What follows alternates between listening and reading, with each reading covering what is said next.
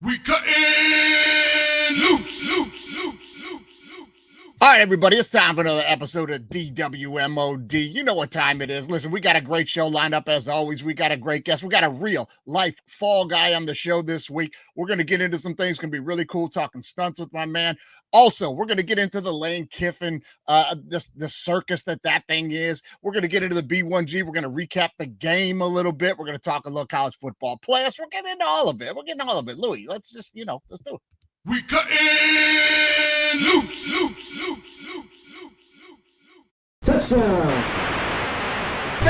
College football is now B1G versus SEC. Down! If you ain't listening to All Right Bet with me and Andy St.Clair, you're throwing away money. Ready? Oh, Lions fans drinking that Kool-Aid. Super Bowl. Hey, disagree with me or don't. That's how it works. Disagree with me or don't, that's how it works. Mr. Andy St.Clair is out in LA. He's scrambling to get offset and on camera here. He'll be here as soon as he can get here. But before that, we're going to go ahead and bring the guest in right now. Let me just give you a little rundown who this fella is. This guy, real life fall guy, real life stunt man in films. And this guy's been in over 68 Hollywood productions. So I don't mean he's done a stunt or two here or there. This guy's been in 68 productions, film, television, all of it, man. Some of his recent work, Terry Edgerton's, what's the name of that one, man? You know what it was, the Carry On. My man was in Carry On. Louis, we got a clip from that, or we got a? There we go. Yeah. So there we go. Terry Edgerton's Carry. There we go. And then also Michael B. Jordan, the huge horror thriller Sinners. My man was also in that one. I like that one. I saw that. Man, it was a good movie there. And most recently, the one everybody watched last week. Okay, the premiere of Stranger Things 5. My man's also in this thing. He's working like crazy. Welcome back, friend of the show, super Buckeye fan and everything New Orleans sports, Mr. Adam Horwitz. What's up, buddy? What's up, man? What's up? Thanks for the introduction. It's a great to be here, and I love the intros you give me every time. Oh man, a lot of people say that, but it's like I'm just reading what you did. I mean, you did it. You did it. You know what I mean? That's awesome, though, man. That's awesome. Yeah. I got to ask you a little bit about the set on Sinners. Now, I was not shocked to see that you were on the White Hillbilly Vampire side. As an actor. I was like, well, when the movie started, I knew you were in it. I said, when the movie started, I said, oh, I think I know where he's going to come in at. But I'm just kidding, man. But that was a cool movie. What was that shoot like, man? Oh man, the shoot was amazing. It's just to be able to be on a set like that with a director like that. I mean, his style and his vision for every single scene you do is unlike anything I've ever been a part of. And like you said, I've done a decent number of shows and been on a decent number of sets. But yeah, his style is unlike anybody else's. The way he explains things, the way he talks, the way he, I don't know. It's hard to explain unless you're there with him. And to shoot it in IMAX, that was a new thing that you got to be close up and witness the way that was done. It was awesome. And then of course, Michael B. Jordan, who I had the opportunity to work with on the somewhat not as popular version of the Fantastic Four that came out before the most recent one. Sure. But I didn't get to personally work with him in my scene, but I just heard good things about him. But getting to actually work with him in that scene and like close up and personal and seeing how he works. He's such a professional. He's such a nice guy. Everybody loves him on set. And yeah, it was all in all, it was we spent about a week there filming that final scene as the KKK henchman, and which isn't always, you don't always get to play the parts you want. Hey, but you go where they pay you, right? But they're important parts still, man. Like you gotta have the bad guys in the movie, or you don't have a movie, man. Exactly. And I always go back. It's funny because I always go back to because I've played terrorists. I played bad guys. I even played like an actual Nazi on a U-boat in Greyhound with Tom Hanks.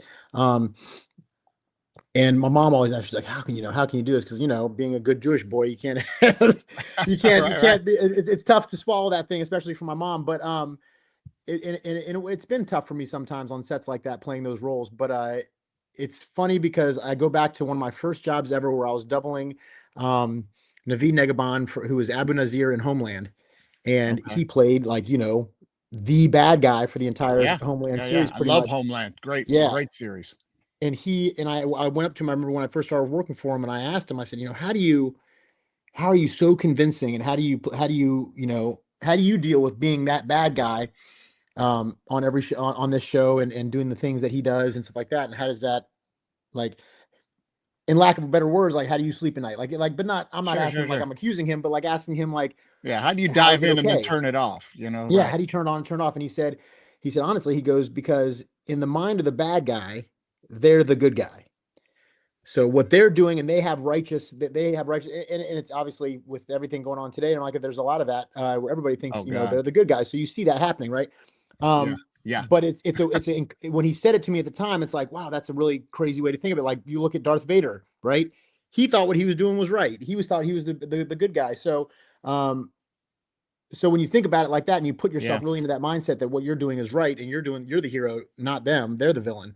It kind of, it lets you switch Yeah. your Yeah. mentality for at least that portion. So it's cool. Yeah, and then plus the opportunity to how many people in a situation like that will get the opportunity to expose those people for what they are. Right, You know what I right, mean? right, Like right, that's more opportunity than right. you know what I mean? Like I don't know if it's pretty cool.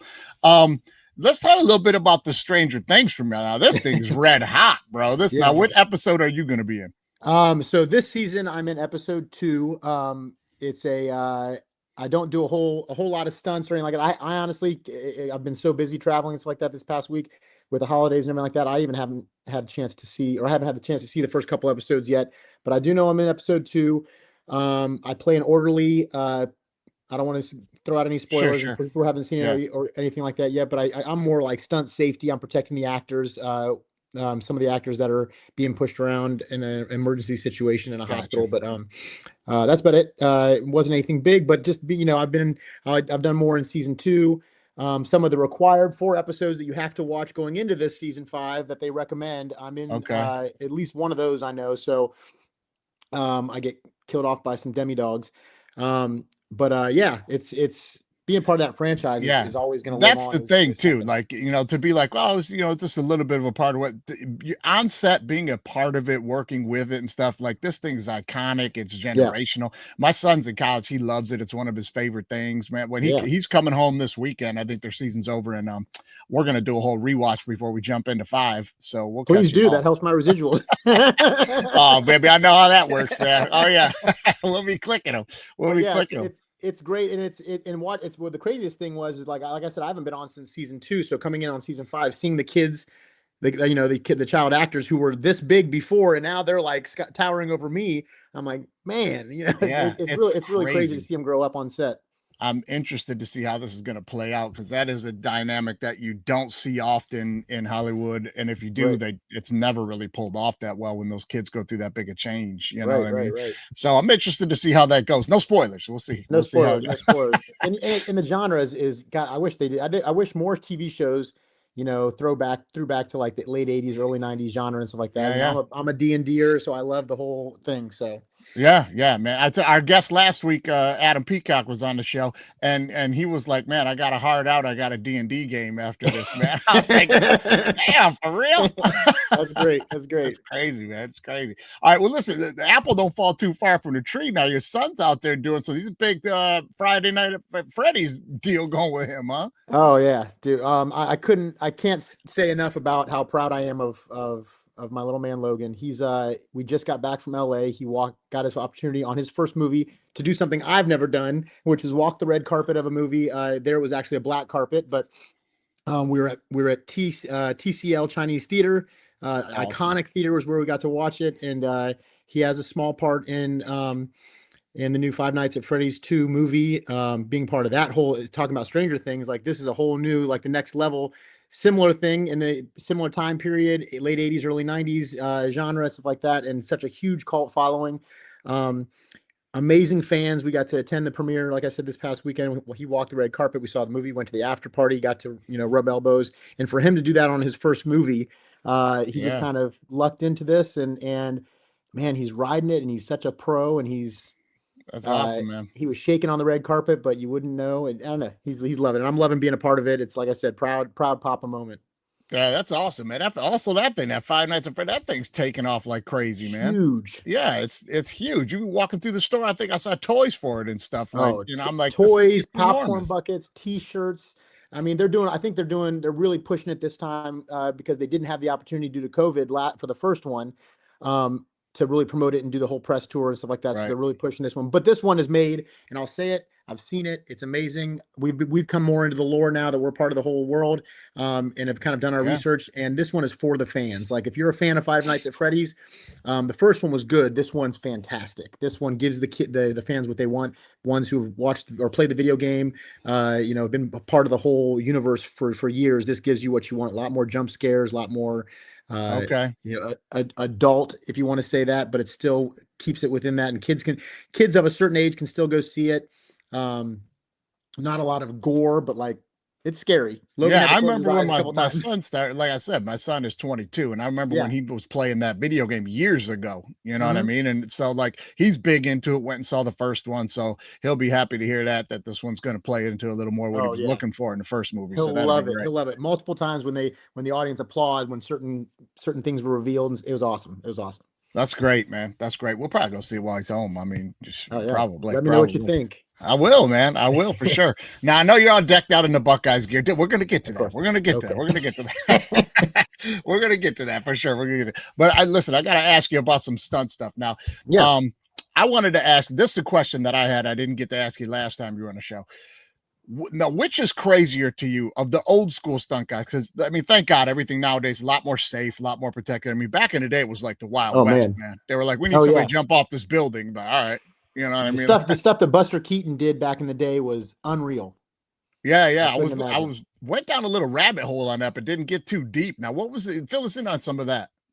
I mean, well, look, back in the day, the old black and whites and stuff like that, when the first stuntmen were, and I mean, really, Buster Keaton revitalized the industry or not revitalized, sorry, it created what is the stunt industry today. But his stuff that he did, I mean, everything was practical, running from on top of trains, running from building to building. I mean, like modern day parkour, but there wasn't safety like there was before. Yeah. There wasn't, I mean, so much of that stuff that he did was practical and was dangerous. And man, he just nailed it. If you ever have the opportunity and you haven't had a chance to watch any Buster Keaton movies, everybody, not just you, everybody, all your fans, everybody, go watch a Buster Keaton movie. It may be black and white, but man, when you realize this guy's doing this stuff for real, it gives you a whole new respect for it. And then obviously it progressed and we get into like the Westerns and like Once Upon a Time in Hollywood, like the stuff you saw in there. Great. And what's a good movie with Hooper is another great movie to watch if you want to get an insight into some of the what we do with stunts back in the day. Sure. Hooper was a good movie. And then you get, progress along and then you get to The Fall Guy, which I think we talked about last time. Great movie. Yeah, excellent.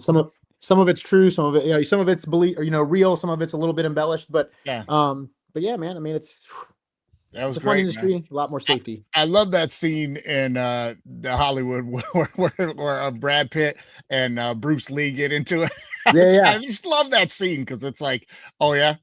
Well, this isn't a movie here. You want to go? Yeah. We'll go right now. You know what I mean? I'm like, yeah, probably a little more realistic than people have their belief built up as to like who Bruce Lee was. Badass dude, but really, like, there's some other badass dudes out there that just weren't in movies, man. Right? Exactly. Oh yeah. I love that scene. And Bruce Lee was known for being like, don't step to me because I'll prove myself. He always felt like he had to prove himself on a regular basis. So it's yeah. And then we always joke because we're like, man, I can whoop somebody's ass on TV, but I don't know that I've ever been in a fight where I can see if I could actually do it in real life. It's a little different when they choreographed, Right. Well, listen, I got a couple of clips here I want to show you, and I want to get your opinion. Now, these are some old stunts from like 70s, 80s, and I want your opinion because you've done some of this stuff as to which one is crazier. I've got my own opinion, but I want to see which one do you think is crazier. Now, this first one is the highest dive ever into an airbag. And Stig Gunther from Denmark holds the world record for the highest high diving. He jumped from a height of 342 feet off of a crane onto an airbag. On hitting the airbag, the speed of his impact was a phenomenal 90 miles per hour.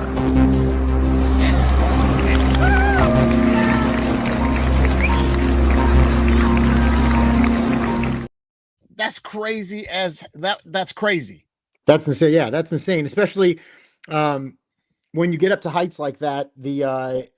What people don't realize is that when he steps off of that or drops from that crane, I'll use a pencil as an example. When if he's right here and he's stepping off that crane, what people don't realize is you're not falling here. Yeah. That's when you're that high up, like the rotation of the earth, gravity, all that kind of like that all starts to play into play into the whole fall. Yeah. So when you may drop directly straight down, but by the time you hit that bag, you're out here. Oh yeah, a lot of math So involved.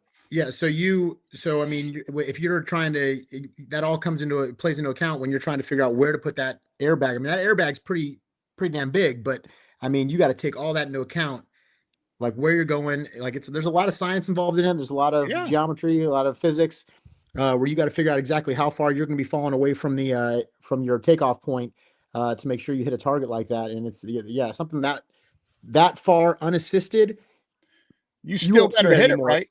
You know what I mean? Like it ain't like that bag is like, oh, as long as you make it to the bag, you're good. Like if you wind blow you, wrong turn. I mean, the good thing about airbags is if you like something that big, if you hit it, as long as you hit it in the middle, it's pretty forgiving as far as how your body angle is. You can't really see it in that one, but I'm sure like he's going to go all the way down face first, spotting his landing, and at the last minute he'll flip to his back. Right. It's called a face off. So it looked like he made it to his back. So as long as you can get it to your back, I mean, even if you're a little bit off, or it's airbags are a lot more forgiving than say like a crash pad or a box catcher or something like that. So, but a good gust or something catches you, or if you get spins up there and like you're a little out of your element and then you land on your head, forget it. Yeah. I mean, it's almost like a rocket launch. You have to make sure the conditions are great, wind is minimal. That's a tough. I mean, nowadays they would never do a fall like that without some sort of like wire ascent or a descender assist, something like that. Like the one from most recently, I think from the Thunderbolts, where she went off the top of the building. That one was an assisted descent, but it was still a freaking amazing. That's crazy. Descent. Yeah, it's still crazy. I saw an assisted descent go really bad one time watching some wrestling with Owen Hart. So things can go really, really bad. Yeah. That's crazy. But is it crazier than this one? It looks crazier. But I think maybe this one is a little more dangerous and crazy, but it doesn't look like it. But you tell me. Okay. The AMC Hornet isn't all that impressive, but the scene where the Hornet jumps a river using a broken down bridge is epic. What happens next is pretty spectacular. The Hornet approaches the seemingly impossible jump and then rotates 360 degrees to land on the other side and then carries on like it's no big deal. Listen, that stuff's all CGI now, so kids have no idea. Right. That used to be a real dude in a car. They had to wreck 58 cars to see the exact angle that bridge needs to be built on to make it do that. Like, not just what goes into it, but to me, I feel like way more shit could go wrong and dangerous with that than jumping in that bag. Man, it's tough. That's tough because they're both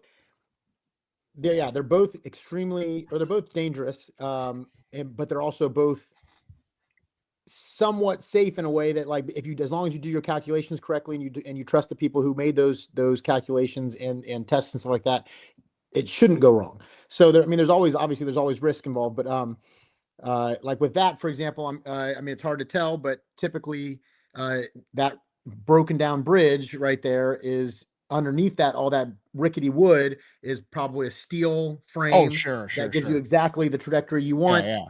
They calculated it all out. They probably started off. I don't do enough car stuff to know exactly how they would test that. But they know once you go off this way, and you can always do like on the other side of the bridge or on the other side of the canal or whatever that is, or river. They can always do a soft catch where it basically the car flips, but catches into some sort of box catch or something like that doesn't damage the car. So they can say, okay, well, we saw that it got all the way to this point. Right. We need to make sure we need to maybe rotate it a little bit more. We need to give it this. So they can dial it in before they actually do a test where it actually lands itself. And then go from there. So, there's a lot of, but look, some of these guys have been doing stuff like that for so long. They could literally tell you, okay, well, as long as we give this ramp a 30-degree angle or 45-degree angle, and then it rotates this much, it'll land us perfectly on it. And the landing can be kind of forgiving because they were landing it, if the car still under rotates or over rotates just slightly, it seems like it could continue on. Yeah. Okay, but like I said, I'm not an expert with car stuff, so it's The speed too, though, like the driver, like the speed has to be exact for the formula to work. If Oh, he's yeah. going a little too fast, trouble. If he's or going a little too fast or a slow, little too slow. Yeah, trouble. trouble. Yeah, man. So the okay, good thing is, I mean, I'd say the risk of death in a situation like that is much greater for the high fall. If the high fall goes wrong and he misses that bag, he's dead. he's dead. If the car goes wrong and they undershoot it or something like that, he's strapped in. That car's got a roll cage and roll bars and like that. He could be hurt. Yeah, But he won't. Likely he won't die. little And Dale he'll Earnhardt, walk. though, man. He'll walk away from it. Oh yeah. Well, look. Yeah. Yeah. I mean, you just never know. Like there was another one, but the clip was way too long for me. There's this old Dabney Coleman movie called Payoff. I'd never heard of it, but I saw this thing on it. Like it had a really cool synopsis. I'm gonna go watch it. I'm not gonna get into that, but like it's known for like the whole movie long. They're doing these crazy full speed crash 'em up car chases where they're like knocking each other off the road and still drive like full speed. And I'm like, they're really doing it. And I'm like, that's just crazy, man. You know, that could go wrong at any minute. Oh yeah. I mean, it's like Days of Thunder. I know I worked for a coordinator who was a stuntman on Days of Thunder back in the day. And I mean, the stuff that they did, that was all practical. So like all those crashes, all those big pileups and like that, like they were, Yeah, I it's couldn't crazy. even imagine. Yeah. It's crazy. Well, listen, man, stay safe. Appreciate Stay safe out there. But it is fascinating. I've always loved it. Listen, we're going to get into some quick hits here. We'll get into talking a little bit of some sports, doing some bits here in a second. But before we do that, we got to pay some bills. You know, we got Gordon Butterfield on, the minor league baseball Hall of Fame announcer. He's on the call for True Laundry Detergent. And what just happened? Oh, what just happened? What just happened is brought to you by True Laundry Detergent. It's a locally owned company, and these fellas live in the neighborhood. They're saving you money. There's 101 loads in one bag. They got laundry detergent and fabric softener. They've even got dry sheets for you. Got sensitive skin, they've got the free and clear. No fragrances, no dyes, no additives. Or if you don't like liquids, they've even got the detergent sheets. Just drop one in every load. There's 60 loads in that box. Just head on over to thetrueproducts.com for all your laundry needs. And don't forget to use your code CUTTINGLOOSE1 to get you 10% off your first order. That's True Laundry Detergent. It's Gordon approved. Or Harold and Dorothy out to do some shopping and they'll brave the escalator. Dorothy's gonna try it with the walk. Oh, that's a bad idea. She's caught in the tractor beam. Look out, she's riding the lightning. Harold better help her quick. He's trying to figure it out, but those steps are moving. Let go of the cane, Harold. Just grab her. Oh, he's got her now. I think, Harold's down. Look out, she's gonna flip. Oh, sunshine! Eat your heart out, Sharon Stone. She rolled over Harold. He's making it up the stairs first. Oh, my, what just happened? Let's take another look. Old Dorothy's stuck on that rail and decides to do her best impersonation of Alphaba, and Harold can't figure out what to do. He's trying to react, but he won't put that walker down, and he's going to lose his footing on the steps right there and go down the up escalator. Oh, when she flips, he's going to turn her right over. That's a new meaning for flipping the old bird. I don't think the passerby helps by grabbing Dorothy's arm. She flipped her. Oh, it was unintentional, but she's trying to help now. Meanwhile, this poor fella's got no idea what he's walking into. He's just trying to get to work. Oh, what just happened? Man, I love old CCTV video. It's awesome. It's so good. Why would those people think they can get on that escalator, man? I don't even. He said riding like Alphaba. Yeah, Gordon's up on his shit, man. I tell you what, he's sharp as a tack still, man. He's 94 years old. He's still sharp as a tack, man. So funny. All right, man. Well, let's get into some quick hits.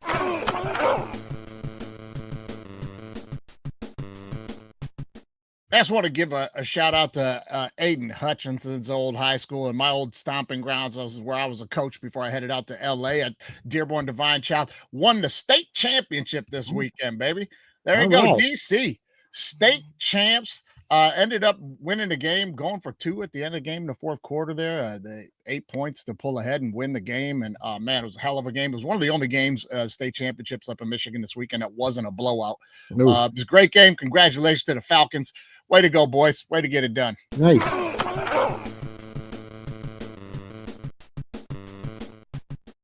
All right, buddy. Now let's get to a little bit of it. Congratulations on the big game, man. You guys took the game. It was going into the game was a lot like the feeling of last year. Like we all expected the Buckeyes to blow Michigan out last year, just didn't happen. Right. And listen, like the beginning of this game, I gotta ask you, like, did it have the same feel? Like Michigan goes right down the field on that defense and gets a field goal. First play interception, they get another field goal. Were you still comfortable at that point, or were you kind of like, here we fucking go again? Well, so I was watching it with my brothers up in Ohio. So that was fun. We were there for Thanksgiving, but and we were all looking at each other like, come on, man. Like we know our defense we feel our defense, if possible, was better than last year's. I think our defense is just amazing.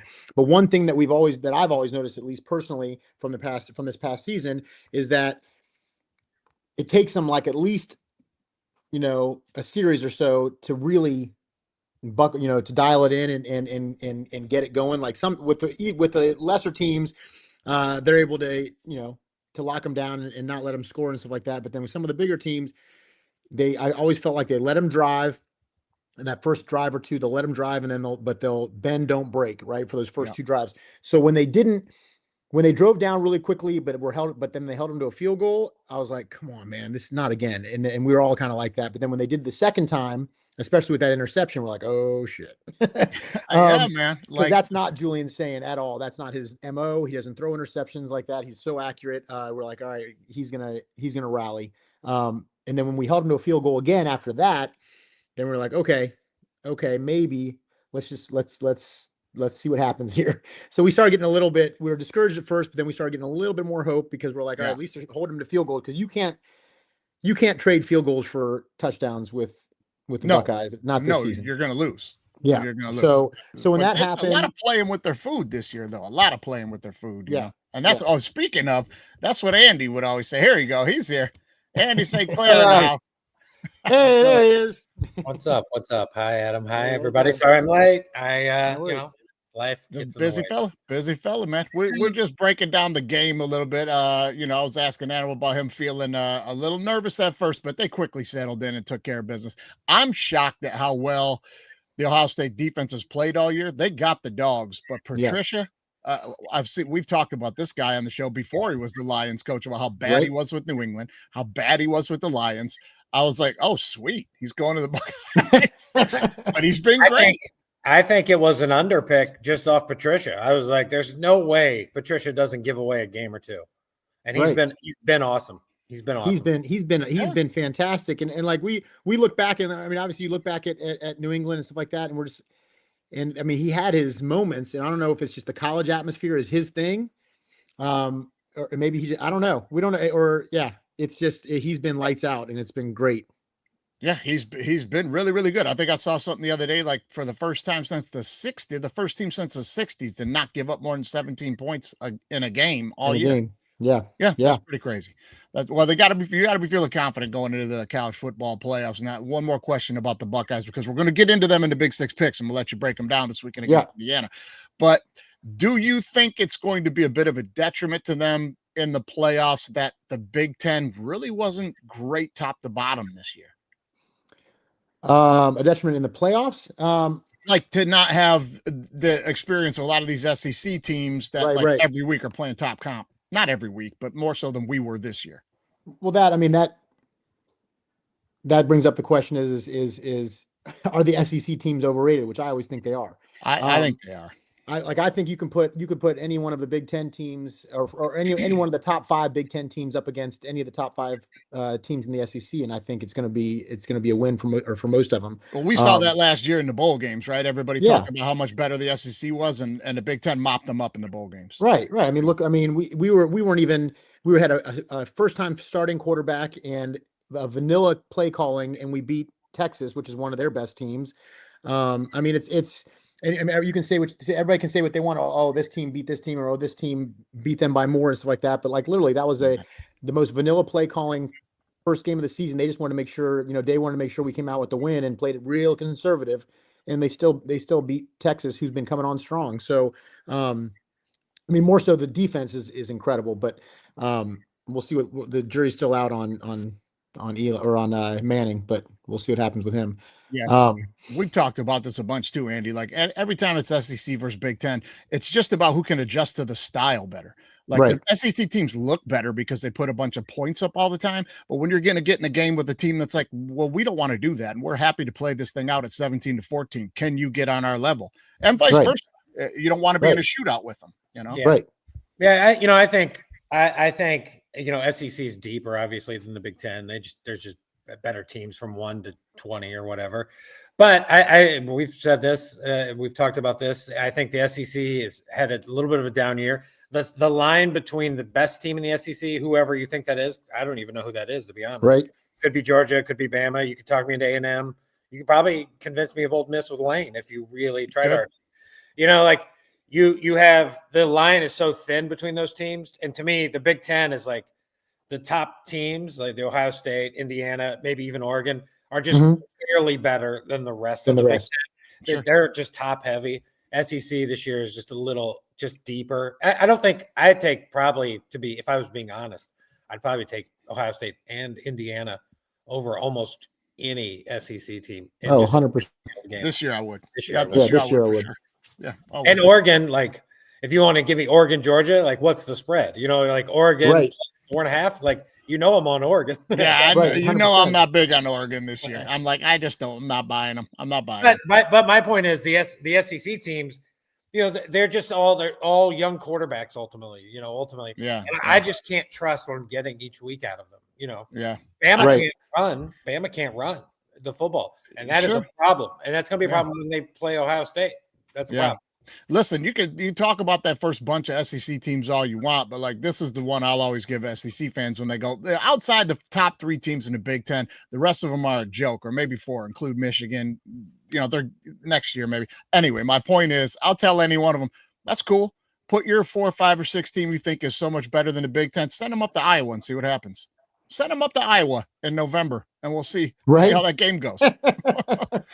I can't remember who it was or what guy on social media posted it, but I think the idea of having like a beginning of the season kind of tournament whatever it is, like just matchups where like the top 5 SEC versus the top 5 Big Ten, 5 or half the games in or top 10, whatever. Half the games are in SEC country, half the games are in Big Ten country. Basketball. Yeah, and then just let them go. Like I think that would be freaking fantastic for football. Big Ten SEC rivalry week. It's coming. It's coming, as we predicted 5 years ago on this show, that the Big Ten and the SEC will branch off into their own NFL-like college football league, and all the other conferences will play for the Division I national title, and then the FCS will be the Division 1A national, whatever it will be. But they're going to have a college Super Bowl, and it's going to be Big Ten versus SEC, and we're going to get the crossovers everybody wants, and how many losses won't matter. You just got to make the playoffs in your own league, and it'll be a 8-team playoff for the SEC, and it's just going to be just like the NFL. Right. Notre Dame will be in there too. What's that? Notre Dame will be in there too. Notre Dame's going to have to join a conference. They're going to have to join something eventually. Yeah. And speaking of Notre Dame, that takes us right into our next segment, because Notre Dame, you think you're staying independent forever? No way. There's no way. No way. There's no way. Let's jump back to Ohio State for 1 second, though, here for a minute. And let's say, guys, who do you think is winning the Heisman? Nobody running away with this. Nobody blowing me away this year. Very mediocre Heisman season. No disrespect to these kids that are playing well, but like, here's the list here. Sayin and Mendoza are pretty even to win it. Pavia making a late run with all the late 300-400-yard games he's been having. Jordan Love, they're just running the score up on everybody, Notre Dame. And then Jeremiah Smith, 5th place. Nah, giving it to a wide receiver. Who do you think is going to win this thing? Am I wrong to just say it's coming down to this weekend? Yeah. And it's 100%. Not even necessarily who wins the game. I think it's going to be Mendoza. I just think in the body of work, ultimately, I mean, I'm not saying it's great, but like, I think history comes into play with it, and it's Indiana's undefeated regular season. Bobby should just give it to that coach. Give it to Signetti. He should Heisman. Saying, I mean, he's been good, but I think, it's not. I think Sayin's going to be an awesome quarterback. I hope he stays at Ohio State another year. Yeah. But Mendoza had the Heisman moment. He had it. He had it against Penn State. I think he'll get it. I hope Diego gets it, but just for the same reason what he's done at Vandy, and again, a great Coach Clark Lee there. Great It's job. awesome. So I think it's Mendoza, and Sayin will get it next year if he stays. Yeah, make your case for saying that. Make your case. No, look, I think Pavia, in my opinion, I think Pavia deserves it over Mendoza, only because, look, you say, like everybody says, oh, Sayin hasn't had his Heisman moment. Sayin hasn't had his Heisman moment. It's because he hasn't had to. That's right. I mean, his team. I mean, he's made some amazing plays. He's just never had to bring his team back from behind to win a last minute game like Mendoza had to against Penn State, right? Like there's no reason. I mean, everybody's like, oh, that was an amazing comeback. It was because of how he played throughout that entire game for a lot of it, that they were in that situation to begin with. So why does that make him a better Heisman candidate or deserving of it when yes, he's played great against, as great as anybody against his competition, and as great as Sayin. But when you look at it, my biggest thing with the case between Sayin and Mendoza is, and they're like, well, look at Mendoza's stats that are so much better than his. And as far as like passing yards, all that kind of stuff. Yeah. But also you have to take into account Ohio State's way of playing and the way the brilliance that Day has been doing this year, where he's been slowing down the game and he's basically given Ohio State an extra bye week by the number of plays that he's called. Like he makes it a slow paced game. So I want to see the stat. I meant to research before we got online, but I want to see the stat of how many plays has Ohio State run offensively versus how many plays Indiana has run offensively, and then break it down as far as like, how that is like, and how many touchdowns basically per play or whatever. And it's Cignetti's style to blow teams out and run the score up and all those things. You're right. Right. I think the big thing is the optics of that Heisman moment that Andy talked about. I think we'd be having a different conversation right now if Pavia had pulled off that comeback against Texas and won that game. Right. True. Right. True. I mean, if he'd have won that game, we wouldn't even be talking right now. He'd be the winner. Right. Yeah. I'm sorry. I was going to say, I also think Sayin's a little hurt by, there's a lot of awesome players that we know of, at Ohio State. Sure. Yeah, I can't name another Indiana player. No, I can't name one. And I think Sayin's hurt by having there's 4 awesome other dudes on that team. Sure. Yeah. Sure. I 100% agree with that. And I honestly do think it's going to come down to this weekend. I think because I don't think Indiana's played an amazing defense yet. So and I think Ohio State has, which I think helps Sayin case personally, because he played against Texas. He's played against what was the other defense he played against that I thought was, I don't know, I can't remember offhand, but he's played decent defenses, but Texas being the biggest.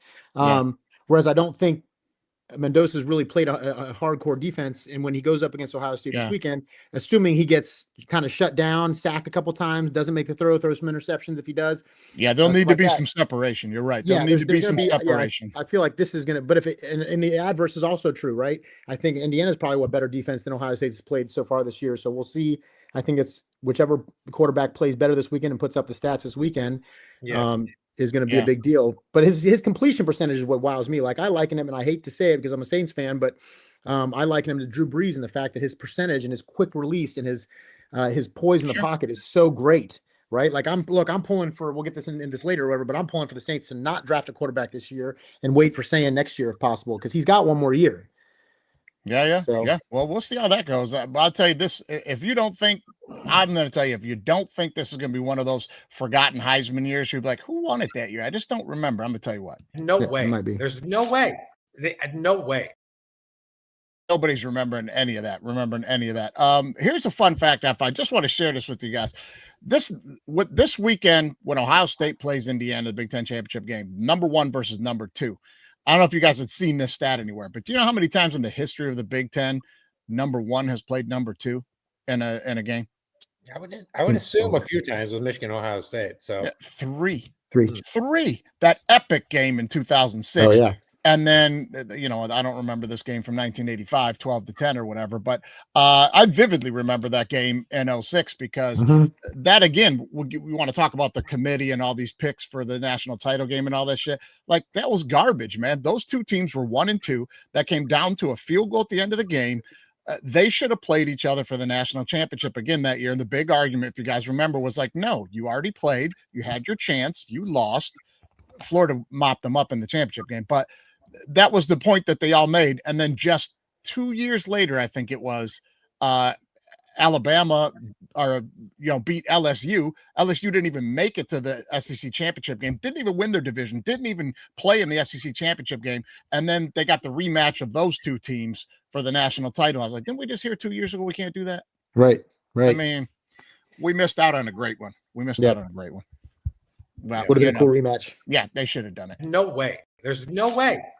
No way. All right, let's jump into a quick little game I put together for you guys here, okay? This one, guys, this is going to be Saints versus Chiefs. Okay, here we go, baby. Saints versus Chiefs. Okay, I'm going to ask you guys some questions. We're going to get points based on the answer. And when there's a rapid fire answer, I'll tell you guys, like, if it'll be first one to shout, the answer is going to get it. Not how it's going to work on the first question here, though. First question is going to be to both of you, and we'll start with you, Adam. Okay, Adam, in Saints history, who has the most touchdowns in a season? Most touchdowns in a season. Oh my Lord. Oh God. I have self-admittedly, I only became a true Saints fan when I married my wife, but God, there's like a couple people that come to mind. I mean, I'll guess too. I have no idea, but I'm going to guess.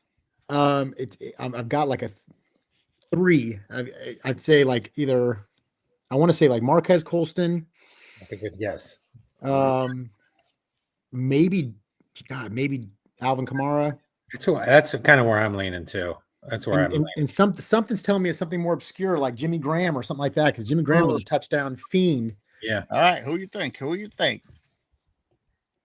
I'll go Alvin Kamara. He's going to go Kamara. All right, Andy, for you, the question is for the Chiefs. It's for the Chiefs. So I'm sure maybe you already know this one, but did we see you Googling the answer? No, I wish I should. You're going on your keyboard there? I was like, wait a minute now. Hold on a minute now. This is your team. You should know this stuff. Who is it for the Chiefs? I'm just going to go with my gut. My first instinct is Okoye. Okoye? Okay. Yeah. All right. Listen. Okoye, or what's who's the Texas running back that was there? It was awesome. I can't think of his name. Anyway, that guy. It's Okoye or that guy. He retired a Chief. You got to pick one of them. You got to pick one of them. He had that really cheesy. Did you ever see the video of him, like when he retired as a Chief? Like he came to a Chiefs practice in a suit, and Mahomes hands him the ball, and he like kind of 40-year-old man like comes. No. Oh. You talking about Jamal Charles? Jamal Charles. Charles. All right, So which one you going with? Charles or Okoye? But I'll go the Okoye, just assuming Schottenheimer gave him the ball 100 times. Okay. All right. Hey, 1 point for Adam there. It is Alvin Kamara. Kamara with 21 touchdowns one season. And Andy, you're going to kick yourself because this was a real easy one. It's Priest Holmes, man. Oh, Priest. Priest Holmes. Priest Holmes was chasing down LaDainian Tomlinson. He had 27. No. Priest Holmes like a fantasy Hall of Famer. Yeah, he had 27 touchdowns. Man, I meant to ask you if you guys could guess a number, but you didn't. But 1 point for Adam, and then bonus point here. Bonus point. Who holds the NFL record for the most in a season? I just spoiled it and said it. Yeah, it's LDT. I think he had like 37. Here's the question: is how many? How many? I want to say it's 37 or 36. I just recently read it. So okay, what do you think? What do you think, Adam, for the bonus point here?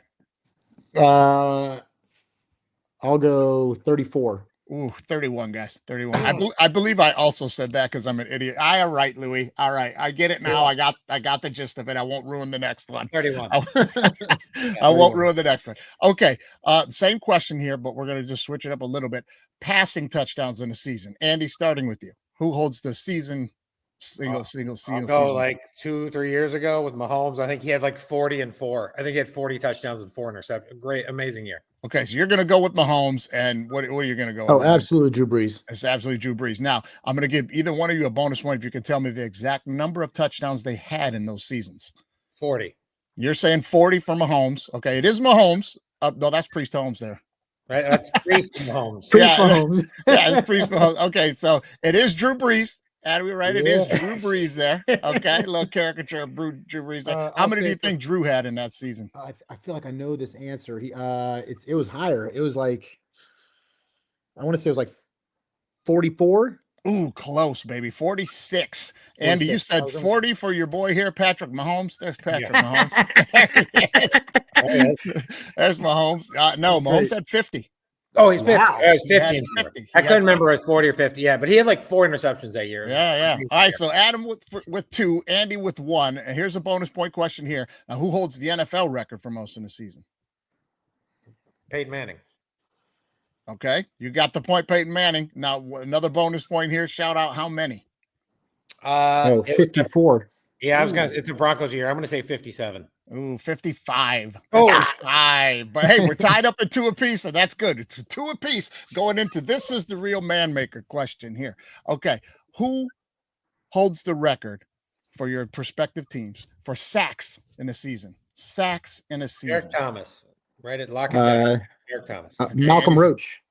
You're going Roach and you're going Yeah. Thomas. Sorry for both of you. Gosh. Sorry Oh. for the both of you. Damn it. Neil Smith. Is it The Neil Roy Smith? Glover and Pat Swilling. Pat Swilling. Now I remember Swilling because that was like at the end of his damn career, and then the Lions sold the farm to bring him to Detroit, and he didn't finish the season with us. I mean, it was Yeah. bad. It was bad. Pat And Swilling. Damn it. Neil Smith. Is it Neil Smith? Justin Houston. Oh, I Justin wouldn't- Houston almost broke the sack record one year I with wouldn't have got that. 22. The Roy Glover and Swilling was 17. I Was wonder what's 17. coming next. Okay, so this is it now. This is it now. Who holds the NFL record for most sacks in a season? Well, oh gosh, I can tell you the answer because Oh, I know. a lot of Myles Garrett stuff's been going on. That's what I was going to say. I was going to say Myles Garrett. Myles Garrett is got. He's got. You got it. You got it. It's Myles Garrett. As soon as the season's over, it's going to be Myles Garrett. But currently, it's not him. No. Yeah. No, he's got to get like 2 more in the next 5 games, I think. Who is it? Watt. It's TJ Watt. Watt shares it with Strahan. 22. I and a think half. I would argue. I do. I think I just saw this though. That's why I think we look it up. I think he's half a sack higher. I think they both have 22 and a half. Oh, okay. JJ Watt. Yeah, they're both a half a sack higher than Mark Gastineau, Jared Allen, and your boy Justin Houston with 22. I didn't know he was Damn. good, to be honest. Yeah, he had 22. Okay, so we're tied at 2-2. So I got to give you guys the tiebreaker question here. Tiebreaker question here. 22 and a half. Who holds the single season passing yards record in the NFL? Most yards in one season in the NFL. Oh, that's Drew Brees. Going Drew Brees. Oh, Great. yeah. That's a great guess. It's either Drew Brees or Brady, but I know that they're like neck and neck. I don't think it's I'm Brady. pretty sure I that's don't one think of it's Brady. I want to say that Pat's year, that 1 year was awesome. I want to. Gosh, I should know this. I'm pretty sure that's one of the records that Brees. I'm still holds. pretty shocked you don't remember it. We're gonna lock it in. We're gonna lock it in. Go ahead. I'm gonna lock in Marino Marino. just for Guys, fun. Peyton Manning. I knew I should have said Peyton Manning Broncos, threw the for Broncos. 1 more yard than Drew Brees just to break the record when he was with the Broncos the one season. They brought him in to throw a little hitch pass and get the 1 yard. 5,377, I think, and Brees had 376. He beat him by 1 yard. So I'm trying to think then what was the record that Drew Brees broke while I was at the game? I'm trying to think what that He was. probably broke the record for passing, and then Manning, I think, like 2 years later or a year later or Well, something. no, broke his no, record. Manning was already retired at this point. Oh, was it? So this was more I don't recent. know. This was like his second to last season. I don't know. Maybe total yards in a career or something. Maybe it's Might have been that, and then Brady Brady. Yeah, because then Brady passed him for that because Brady Yeah. stuck around. That's what it was. playing 20 Yeah. more games. Yeah, they put Manning in. He got 1 more yard, and he got it. So anyway, hey, that's a tie. That's a tie. So no winner on this one. No way. There's no way. No way. Adam, I got to Isn't- tell you, you fared better than a lot of other contestants. Andy's kind of a whiz at these things, man. I know, man. I was Kind of a worried. whiz at these things. I'm just going to be angry about Houston. He didn't even cross my mind. Yeah, And that's I crazy. mean, you could have said take 10 more players. I'm never writing Houston's name down. I don't know Right. why. I just see Yeah. this. That's a tough. Here, one. you wanna That's a know- tough one. You want to know he does still hold the single season record for completion percentage and most consecutive season with at least 5,000 passing yards Yeah, that's and right. most Probably 5,000 most and seasons most 5,000. and yeah. most 5,000 yard seasons. Most 5,000. Not too many. 5,000. I think there's only about 6 or 7 guys in that club, maybe. With So, one, he's got 3. I think. Yeah. Pretty good. Yeah. Pretty good. Drew Brees, No, absolute no, legend. sorry, five past 5,000 yards. Five for him. Yeah, absolute legend. All right, let's get into some knock it offs, guys. All right, everyone, time to do me a favor and knock it off. We got to get into the NFL officiating just for a second here, guys. I got to bring this up before we get into the big six picks. It has gotten really, really bad, and it's not media hype. You know, like I'm not a referee cry guy when I watch a game. I'm like, listen, it's going to happen all game. You got to get over it. You got to play. Quit whining about the refs. I'm not one of these guys that every play that's a flag. I hate watching people like that. It's been bad this year, though. Like really, really bad botched calls. Like number one, I got into this. I shot a little video online, and the Packers fans went nuts about it. Possibly a timeout by LaFleur. He thinks he got it before the false start penalty. That's the discussion. Did he get it first? Yeah. Before Belton moved. And Belton's a new player to this lineup. Prior to the false start, Green Bay called its first charge timeout of the half. Ooh. Let's see if we can time it up. Watch Matt LaFleur, see if he got this in time. Yeah, he's running in from the left side. Watch him run. He's covering his mouth. There he is right there. Guy jumps. He did not get it. Ooh, a little late. Unless it was conferred verbally, Dean Blandino. What do you think? That's the only thing. He may be. And then there they are trying to cover the whole damn thing up with it. Well, if it was verbal, just stop. Just stop. It was a big call too. It was like a 10-point swing. I was thinking about this play, and it's happened a few times. Why can't we in the NFL do this idea or something like this, where we call it like some horrible name, like the ultimate challenge or something like that. So because a lot of these plays that are missed by and I agree with you, the officiating has been kind of bad this year. Also in that Ohio State game, that Michigan game, there was the Ohio State guy scores, and that ball was loose crossing the goal line. That should have been a touchback. And that was an enormously huge call as well, because it took all the momentum from Michigan. I'm not saying Michigan was going to beat Ohio State. No. But a very different game and what should have been a touchback.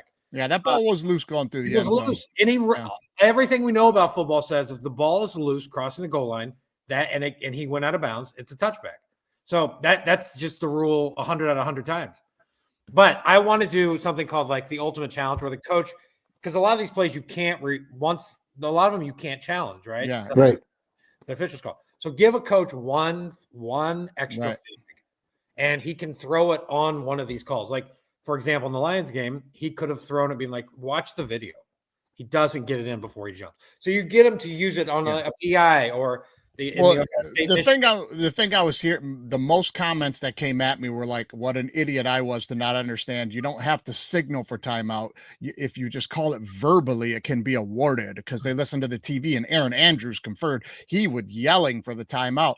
Watch the video. He's covering his mouth, number one, as he's heading up the sideline. Right. The guy jumps while his mouth's covered by his clipboard. But that aside, your logic to me is that the man standing next to the center can't even hear the cadence. It's so loud in and you there. Can hear him. Yeah. The referee at the end zone, he's trying to get his attention from the 30-yard line, could hear him before he signaled for it. No. Right. No. And I mean, yeah, I completely agree with that. I'm going to touch on really quickly on what you said, because I didn't touch on it earlier with Jeremiah Smith, because at the time I thought that should have been a touchback as an Ohio State fan. However, here we go. Got talked out of it at the dinner. So it wasn't. I started looking at seeing what, like, I was going on Twitter, and we were looking after the game at like what officials or like certain people on officiants on Twitter were saying, and there were a lot of angles where it showed, because there was he had it, he let go of it, had it, let go of it again, and then had it as he stepped out of bounds. Right. So there was an image of that split second when he had both hands on the ball, when the tip of the ball crosses the goal line, like just barely broke the plane. Yeah.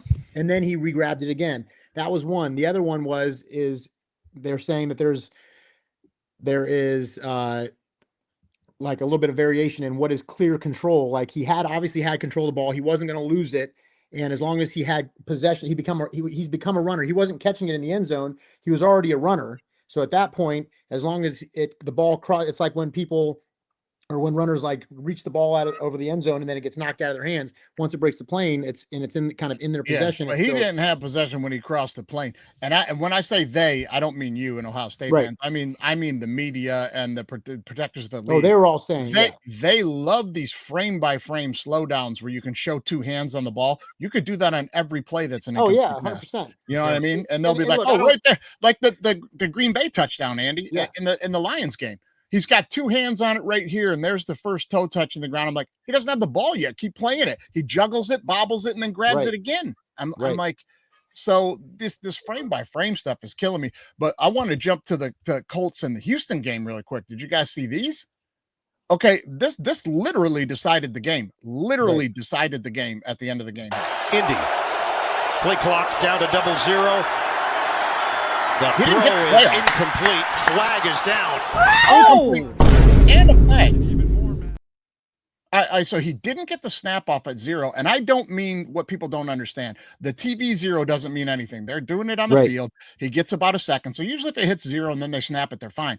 That thing hits 0, and you could count 2 Mississippis, and then he snaps the ball. This one's really bad.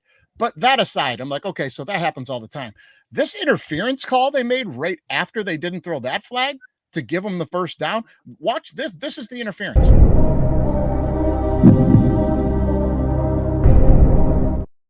That's the pass interference right there. That gives them the first down and the field goal. And this is the worst one. This is the worst one. A little earlier when they scored to get the game close, maybe to tie the game. This is the extra point. Watch the referees and watch the ball. It's no good. And they're like, good. Wow. They just said good. From that look, it did not look good. Oh, boy. This Colts fans, go grab a drink real quick. That was a tough sequence. I mean, I thought we had it bad on Thanksgiving. The Colts got hosed in this thing. That kick was no good, clear as day. Why are these guys so bad? They don't have any angle from behind the kicker to show that it was wide left. Just, the shot there, you can slow down and see it. It's like outside the pole. And I'm like, and then again, you get the people online of, well, it grazed over the top. And if it crosses the top at any point, no. That's not the rule. If it's outside the pole in any fashion, that's considered like hitting the pole. Like it's not, just make the things taller right now. Cause the guys are so good now on them. Just make them taller, but that's bad. Like, Andy, why are the officials so bad this year? Well, game's hard to officiate, obviously, right? These athletes are moving at so quick speed, and like, I would say that's part of it. Also, we've been saying this, like, I don't always know what the rules are. Neither do they. Neither do they. You just jumping back to Ohio State Michigan thing. Like, look, that thing is called a certain way, right? Like, I assume that's what the rule is. We can go tape by tape, but can we just give these coaches one challenge, one extra challenge, so they can challenge it like this? So they can challenge that call. Then we can break it down, or they can challenge the LaFleur timeout. Like, just it can be about challenge stupid shit. Let's just and you can even make it like if you like with regular challenges, if you challenge and you don't, it's not a successful challenge, you lose a timeout. Maybe the ultimate challenge is something even more, like you lose or you get a 10-yard penalty if you don't get it. Right. Yes. Yeah. You get something like that. So make it so they better really be damn sure. It's like a personal foul. It's like a personal foul. Yeah. You lose 15 yards. Yeah. I think the easy one for the timeout, guys, is these coaches all have the red flag for the replay. They should have a flag on them that they can use once a game for an emergency timeout, like a green flag or something, right? That'll make it real easy. If you're trying to get an immediate timeout and you don't think you're going to get you just whip that flag, because then we can go right to the video and we can see right when it leaves your hands, that's the timeout. And there's no accident. You're not going to accidentally drop it. It's not a button you could accidentally press. Emergency timeout flag. And if you threw it, we'll just go look at it. He did throw it. He got the timeout before the thing. Then that's it. It's I don't know. I don't know, man. It's bad. It's bad. And I don't want to go down the rabbit hole conspiracies. I'm not that guy either, but we do a gambling show here. And I don't know if it's so coincidental that all these calls, these referees have gotten abysmally bad over the last 3 years since there's places in the building you can place bets on games now at some of these stadiums. Like, I'm like, I don't know. I'm not there needs trying to be say there's a accountability. coalition, but that they're related. But Is it maybe the NFL trying to make it like you know how, what's the word I'm looking for? I can't think of it, but like they want to make it seem normal. They want to normalize bad officiating so that people will stop crying that it's fixed. No, I don't know. There needs to be some accountability. Like when if a ref misses an obvious call or makes a terrible call or something like that, there need, just like with players, when they have a bad play and they do something wrong, or they have unsportsmanlike conduct, or they hit somebody or whatever, which don't even get me started on the Michigan headbutting a ref, whether it was intentional or not. Yeah, he should have been gone. He should have been gone. Yeah, he should have been gone. Give me the touchback and give me him gone, and we'll call it even. Yeah. But yeah, there needs to be, when refs make obvious, blatant bad calls and it's questionable whether the fix is in or something, there needs to be accountability. If the NFL comes back and apologizes, sorry, we missed this call. Okay, then how's the ref being penalized? Right. He should be penalized monetarily. Well, they can't penalize them because they don't directly employ them or hire them or give them anything. So how are you going to penalize them? So let's, the whole thing, fix the reffing thing. All right, everyone, time to do me a favor and knock it off. Get it together, for crying out loud. Suspend him for a game. Do something. You got to do something here. We did figure one thing out, guys. Just make the goalpost taller, and we'll be done with this over the pole thing. Right? The guys are good enough now. We need to do that. Aren't rugby goalposts like all the way up to the? Well, just make them taller. These guys are too fucking good now. They're hitting 70-yard field goals. Just make them taller. Right? All right, guys. It's time for the very last of the year ULM report, and it's a short one. The season was disappointing. It was disappointing, guys. We started out 3-1. Big win over Arkansas State, who was in it and had a chance at the end of the year to play for the Sun Belt Championship, and they're going to a bowl game. We beat them. We beat UTEP on the road, who, Andy, early in the season. That was early in the season, and they were touted as a team that can make some noise in their conference. We beat them on the road. We started out 3-1 with our only loss being to Alabama, and then we lose 8 in a row. 8 in a row. I mean, it was abysmal. It wasn't good. Didn't finish very well. Next year, hopefully, we'll do a little better, man. Talons are wounded. Well, spring ball, maybe we'll get the talons up. Good luck, guys. Get it going in the spring ball. That's all I can say. Extremely disappointed, man. Just extremely disappointed. Anyway, that brings us into the Big Six Picks, guys. That's why we're here. It's the Big Six Picks, brought to you by the official beer choice of the DWMOD podcast. That is Old English 800. Now, you know the drill, Adam. What you go to tailgates down there in New Orleans, big Saints fan. Mm-hmm. What are you guys drinking at tailgates down there? What are we drinking? I mean, usually a Beta. A Beta beer is always on tap and on or flowing freely in the cans and bottles all around here. It's a local brew. I like it. Beta Amber is really good beer. That's always around. I mean, I hate to say it, but my go-to is always Yinling. It's always been my favorite, my go-to. But it's good beer. It's good beer. Yeah. But when we're tailgating, you know what we're doing here, baby. Brass monkey, that monkey, brass monkey chunky. Oh, that's right, baby. We'll go ahead and get ourselves an Old English 800. Put a little orange juice with it there, guys. It would be delicious for the game. All right, let's jump into these picks this week. I'm interested to see what you guys have to say about these things. Let's jump into the NCAA Versus Championship weekend. Let's go right to a conference that has a little piece of my heart, the MAC. Let's get it. Miami, University of Miami, Ohio. They are plus 2.5 at Western Michigan. The over-under here, 43.5. Andy, who do you like? I like the under, and I like Miami. I think it's Miami time, baby. And the MAC, look, it's always so hard for me to take a favorite in the MAC. So I'm just playing the dog. It's like, to me, it's like this team, UNLV plus 3.5 this week. There's games I like, Yeah. So I like Miami. I think that it's live. Give them on the money line and take the points, take the under. Right. Sound good to me, man. Adam, what do you think? I also got Miami. I think they're better.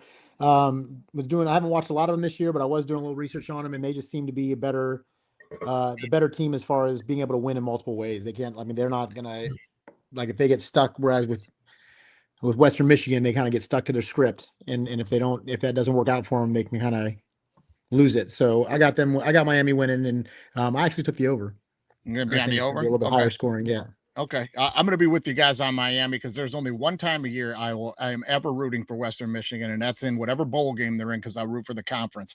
I'm not picking Western Michigan to win the MAC. Are you kidding me? Listen, I'm going to be on Miami because Western wants to run the ball. Their identity's running the ball. Miami got the best run defense in the conference. They already beat them once this year by taking the air out of the ball and slowing them down on the run. I think they do it again. Give me Miami and the under. I'll be on that as well. We'll go to you first on this one, Adam. UGA. Georgia -2.5 at Bama. Seems like, well, they're not at Bama. This is a big conference, so this is, it's a neutral site. But Right.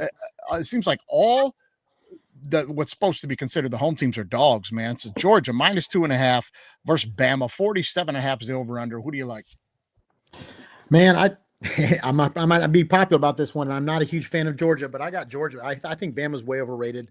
I think Ty gets way too much credit. I don't think he's everything that everybody keeps saying he is. Bama fans are all on his junk. But yeah, I've got UGA beating Bama, and I got them covering. And I got the over. Okay, you're gonna be on Bama and the over. All right, I'm gonna be on Georgia and the over. Oh, you got Georgia. Sorry. Yeah, I got Georgia winning. I don't like Ty Simpson. I think he's overrated. Yeah, I don't know why I said that. Listen, I'm going to be on Georgia as well, Andy. But I'm going to be on the under in this one. They played once already, 24-21, pretty good game. I'm going to be on Georgia for one reason: Kirby Smart. That's the second time they're going to play Bama. He's the best coach in the game. He's the best adjustments coach in the game. I'm going to take Georgia to get over the hump and finally beat Alabama in this big championship game. I'm taking Georgia, and I'm taking the under in what's going to be a slugfest, I think. What do you like, Andy?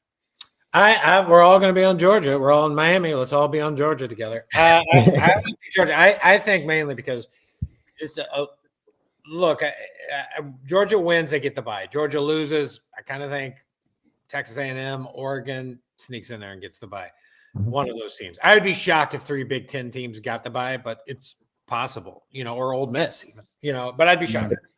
Technically Alabama is the number one seed in the SEC, right? Technically. This is why I don't think Alabama will get left out of the tourney, even if they lose. No. They were the number one SEC team this year by the standings, right? So there's no way, in my opinion, they're going to leave Alabama out of it due to that factor, number one in the SEC. Yeah. But if Alabama loses by 40, then, could be different. It could be different, but maybe even 20 with that loss to Florida State. But anyway, I digress. Go ahead. Yeah. So I'm going to take the under as well. Look, I think Kirby will have him ready to play. I like Georgia. I think Georgia's kind of a sneaky, good little team. I think it's a team that in the playoffs kind of gets the right matchups. It might be a team that could give Ohio State some trouble. I think it can hang with Indiana. I think it can hang with Texas Tech. So, I'm going to take Georgia in the under. All right, you're going to be on Georgia and the under, same as me. All right, let's get to the big game of the week. So, we'll let you go last here. I'll jump in first.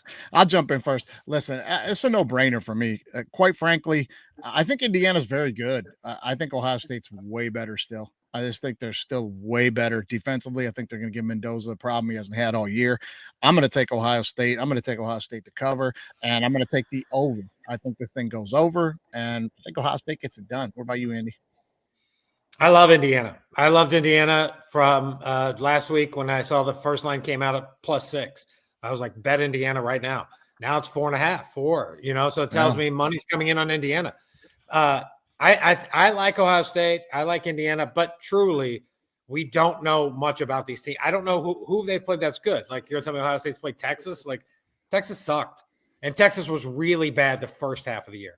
So, I don't know. I'm taking Indiana. I think they're tougher than last year, but I think a lot of people think it's kind of the same Indiana team as last year. They're better. They're a better team overall. And they play a little tougher on defense. Mendoza's a way better quarterback. He's a pro quarterback. And I love Sayan. I mean, Sayan's awesome. But Mendoza's got a little more age than Sayan to me. He does. He's older. It's not to me. So he's got a little more, I'm hoping he's a little more into this practice. He's had a few more reps, 10,000 hours than Sayan. So I think Indiana is an absolute live dog here. I think what I would do, just to throw this out there, is I would moneyline Bama and Indiana and just let it ride. I definitely would do that. So I love Indiana. I love the over. And I love the money line. All right, man. Tell us how the Buckeyes are going to pull it off, Adam. Well, unlike both, I don't think this is going to be a high scoring game. I think this is actually going to be a little bit of a slugfest. And honestly, I think the money line might have, or I think the spread dropped because I think Brian Hartline's announcement going to South Florida is going to affect the team a little bit more than people think. I mean, it's already affecting signing day. It's affecting.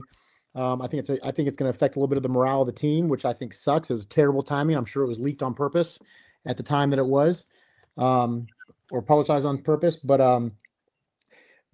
I think that our defense is going to give Mendoza fits. I think we still to this day have not shown our hand yet as far as what Ohio State can do and what our offense is capable of. And I also think that our defense hasn't shown everything they're capable of yet too. They've been, like I said, they've been playing everything kind of close to the vest, waiting for the playoffs. Every game we played this year has led up to making a run in the playoffs and in the game. So two things. I think it's gonna be the best defense we faced all year, and I think they're gonna give us a little bit of fits. But as long as we can run on them, which I think we can, I think Bo Jackson's been killer, especially he showed it last game against Michigan. But yeah, I think that we're gonna win. I think it's gonna be a little bit closer. I'm predicting like a 24-17 and in the under, but I think we cover. Okay. Oh, I thought for a minute there you're going to say Ohio State wins, but Indiana to cover. I thought you were going to give me one of those. No. We still. No. It's not. I don't think it's going to be a blowout. I think it might even be. Like, we may not cover. We may be more like a 25 or 24-20, something like that. But yeah. That's kind of what I think. I think if Ohio State wins, I think it's 4 or below to me. And right now it's 4.5. Like, give me Indiana. Andy, I just checked it this morning. It's at 4, and I placed several bets on Ohio State at -2.5. Yeah, that's what you'd. If you get me under a field goal, yes. Right now, if you hurry, you can get it. Right, but if I'm just playing this number, even for this contest at 4.5, like I just the number's too high. It's just too high.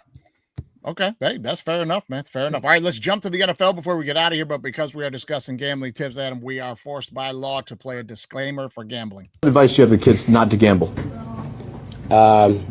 So with gambling, there's no such thing as losers. There's winners and quitters. So you just got to keep going and just keep. And you gotta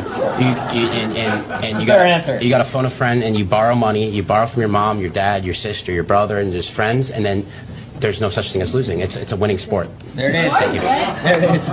Let's go. Hey, there it is. You just got to play a disclaimer. They don't dictate what kind you got to play. So there it is. Let's keep it moving. Into the NFL, we have the Bears +6.5 at Green Bay. The over/under here is 44.5. This is a spread I do not understand. We all see the Bears. It's not a fluke. They've done it a bunch of times in a row. They had a big win last week. Beat up on the Eagles pretty damn good. We saw the Packers in what everybody, including the morons online, perceived to be a dominant ass whooping of the Lions when that game was even right down the line, and it was bad 4th down call and a phony timeout that was the difference in the game.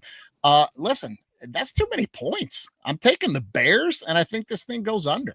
What do you think, Andy? Matt LaFleur, last 12 games against the Bears. His 12 games. You want to guess his record straight up? 8 of those games with Rodgers. I'm going to say 11-1. 10-2. How about against the spread? Against the spread. Okay. Yes. How about ATS? 12 games.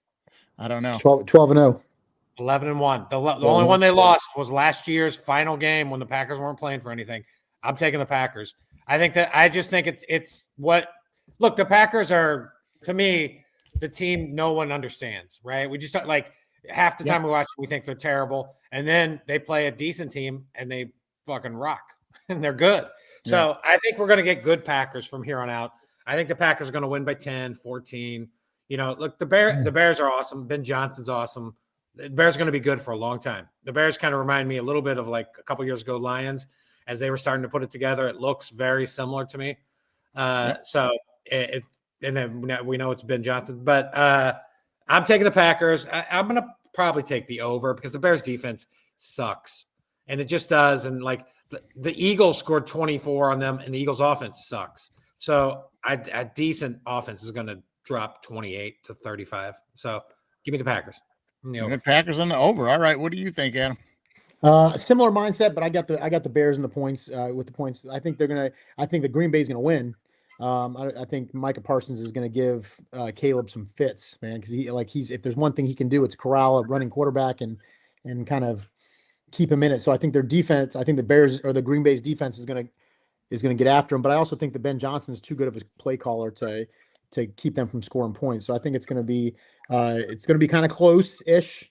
But I do have the Bears with the points, and I think it's going to go over. Bears in the over. All right, man. I learned something interesting this weekend on Thanksgiving. When I was at Central, there was a linebackers coach who's named LaFleur. Now, he wasn't my coach, but I was aware of him and knew who he was. And then this weekend, I find out during the telecast, they're like, hey, his dad was a longtime defensive assistant coach at Central Michigan. I was like, what? That's funny. I was like, that's Coach LaFleur's kid? That's funny. I'm dating myself now. Damn. All right, let's go. Colts minus 1.5 at the Jags. 47.5 is the over-under here. Andy, what do you like? Favorite bet on the board.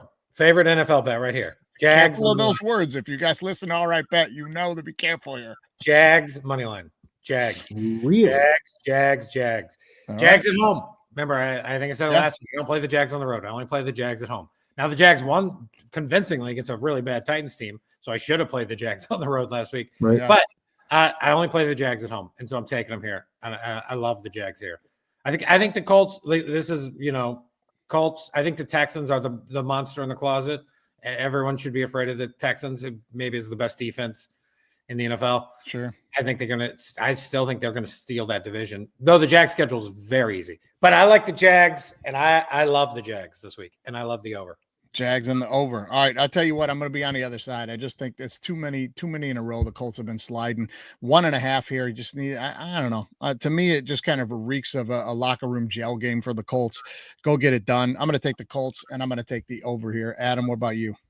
I agree. I think the Colts, I just think their offense is a little bit too high powered. I think they're going to actually try to run the ball all over the place, and it's going to be, and the Jags aren't great against the run.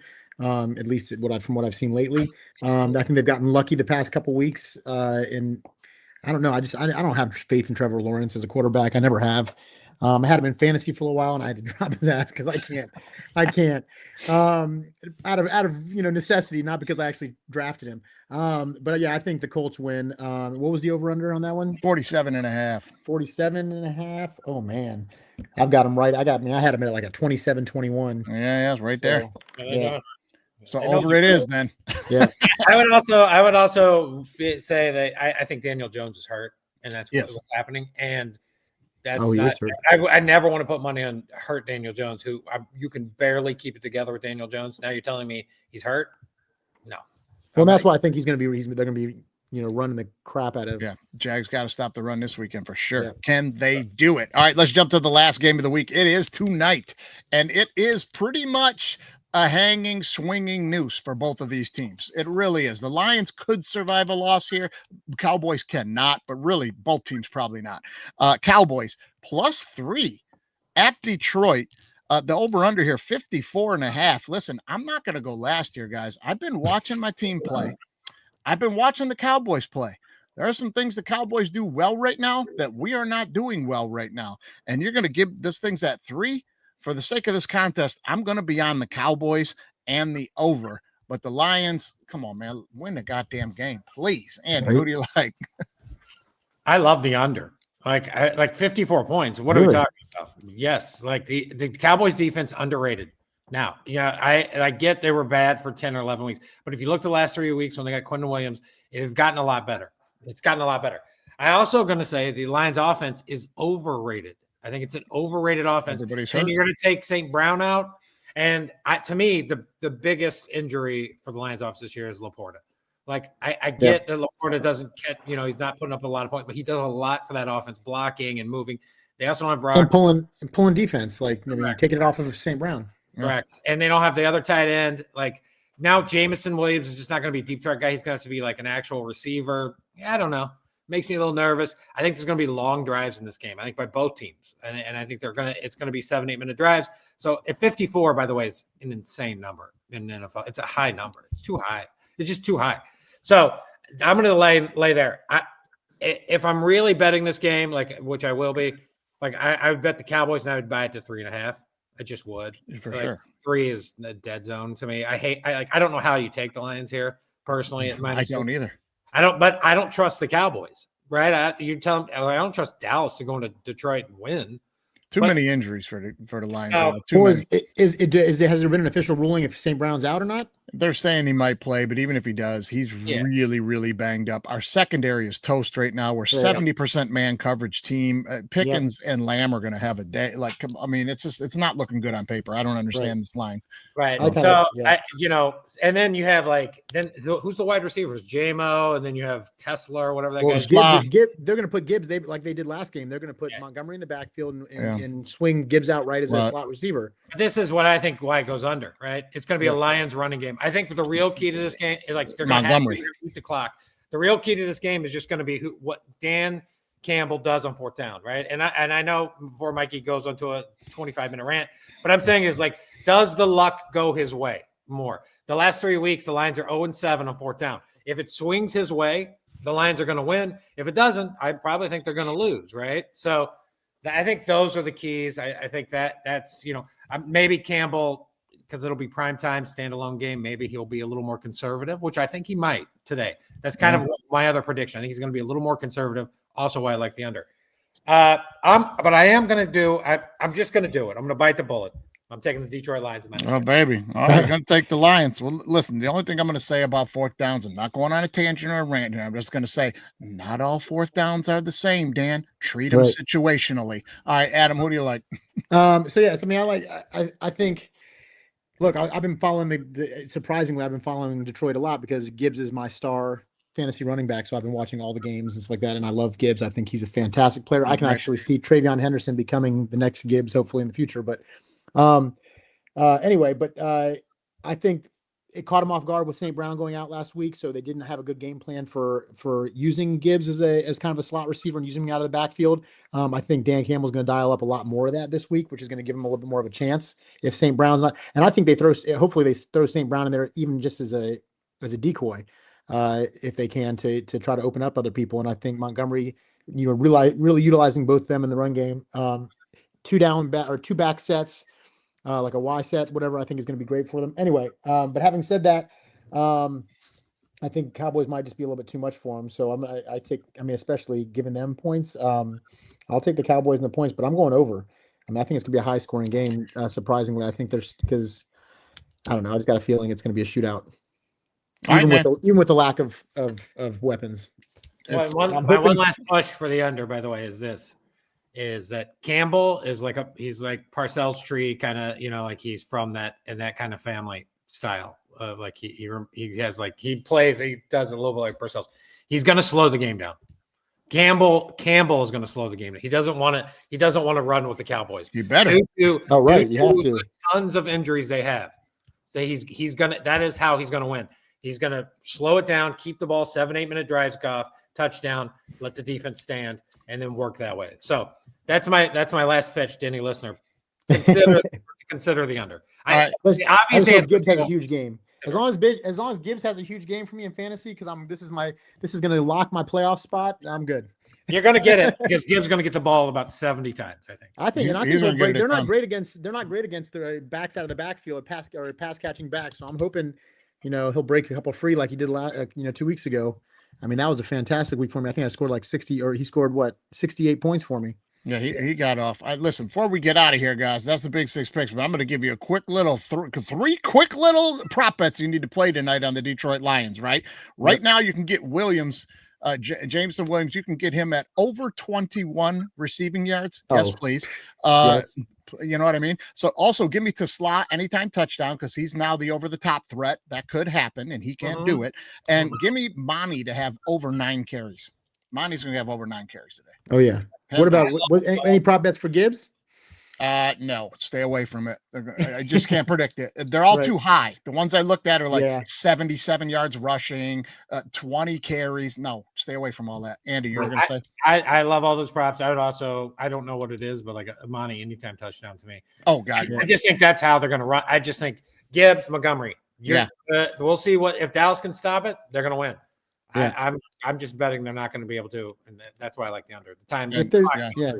For all my Lions buddies out there that have been getting my text messages and listening to this fucking show, you're finally going to see this week what I've been screaming for the last 7 weeks. Bring Monty in the game and give him the ball, man. Come on. Hey, man, that affects me. No, if there's Gibbs receiving yards prop, I'll take that, man. That I feel like. We'll see how many catches see how many he's going to get. But hey, listen, I know Andy, you got to hard out. I know you got to get somewhere. I think we ran a little long here, so you got to step out. Appreciate you jumping back in here in the midst of your stuff. Adam, as always, appreciate you being on the show, finding the time for us. I know you've been busy. Congrats to your son. Stay safe out there on your next shoot, and everybody check out that Stranger Things, baby, and we'll see you next time. Appreciate it. Loose. Touchdown. College football is now B1G versus SEC. Down. If you ain't listening to All Right Bet with me and Andy St.Clair, you're throwing away money. Ready? Oh, Lions fans drinking that Kool-Aid. Super Bowl. Hey, disagree with me or don't. That's how it works. Oh, I was going to bring up that other movie that you got in. It's on your IMDb that's going to be coming out. Annie or something. What's that all about? Oh, Annie, that's actually, it should be pretty good. That's actually a really good friend of mine. Nico Bosch. He's a French stuntman who actually I worked in Singapore with doing live shows, and he's kind of blown up since we've been back in the States, and he's been doing a lot of work, and he finally it's kind of a passion project for him that he put together and filmed. His girlfriend, who's an actress, is actually the star of it. It's kind of like I want to say it's kind of like a ballerina. I don't know if you've seen the John Wick spin-off ballerina. Yeah. It's kind of got that feel to it. She's like a badass kind of spy chick, and she beats the crap out of us. And so we kind of did it as a favor to him, payment, deferred payment to the back end. But I feel like it's going to be a pretty good movie. Yeah, it should be good. Man. Sweet. Well, good luck with that, brother. Loose.